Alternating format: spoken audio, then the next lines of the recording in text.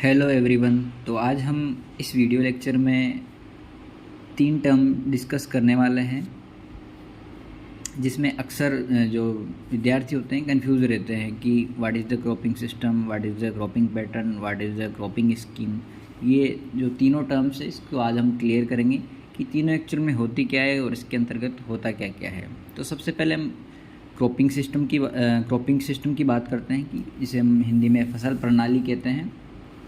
Cropping system में होता क्या है कि अपने को क्या करना है, अपने पास जो भी लैंड है अपने पास या जो भी खेत है उसमें हम जो भी फसल लगा रहे हैं उसको अच्छे से मैनेज करना, जिससे क्या हो, ऐसा मैनेजमेंट करना जिससे जो तुम्हारे पास रिसोर्सेज है उसका अच्छे से यूटिलाइजेशन हो।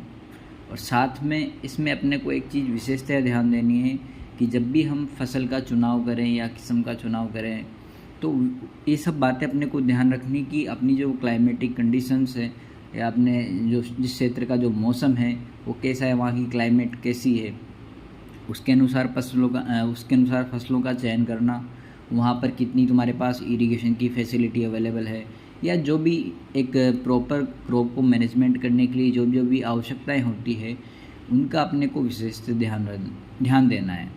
तो यही होता है क्रॉपिंग सिस्टम, जिसमें हम ज़्यादा से ज़्यादा यूटिलाइज कर पाएँ, अपने पास जो रिसोर्सेज है उसको अच्छे से इंटरेक्ट कर पाएँ। ऐसा नहीं हो कि हम ऐसी फसल लगा दें जो अपने क्षेत्र के अनुसार सूटेबल ही ना हो, तो उसमें फिर ज़्यादा से ज़्यादा परेशानियाँ अपने को आएगी और अपना जो होने वाला उत्पादन है सामान्यतः कम आएगा। तो अपने को इस चीज़ का ध्यान देना है।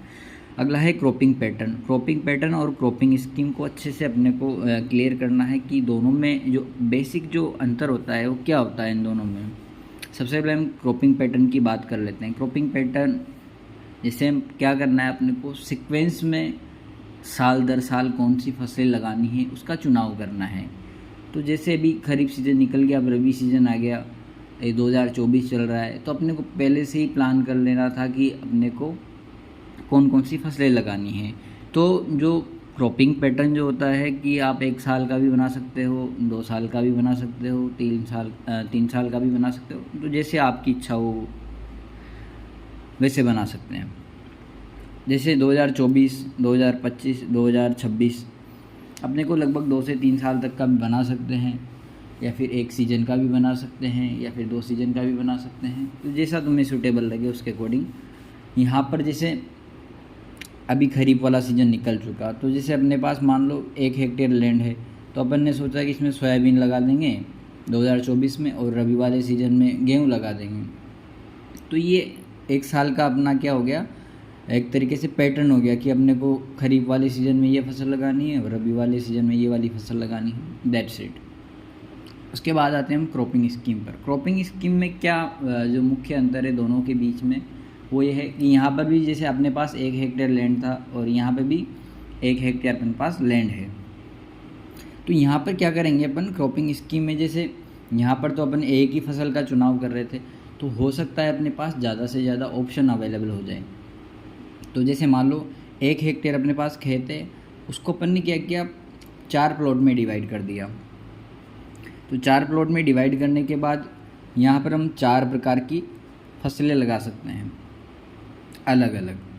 सोयाबीन लगा दिया, मूंग लगा दिया, उड़द लगा दिया, तिल लगा दिया।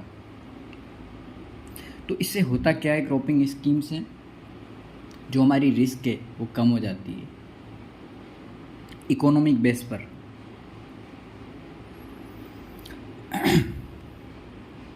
दूसरा अपने को क्या करना है, जैसे अभी अब रबी वाला सीज़न आ गया, तो रबी वाले सीज़न में अपने को वैसे ही 4 फसलों का चुनाव हम कर सकते हैं। 1 हेक्टेयर लैंड को 4 प्लॉट में डिवाइड कर दो।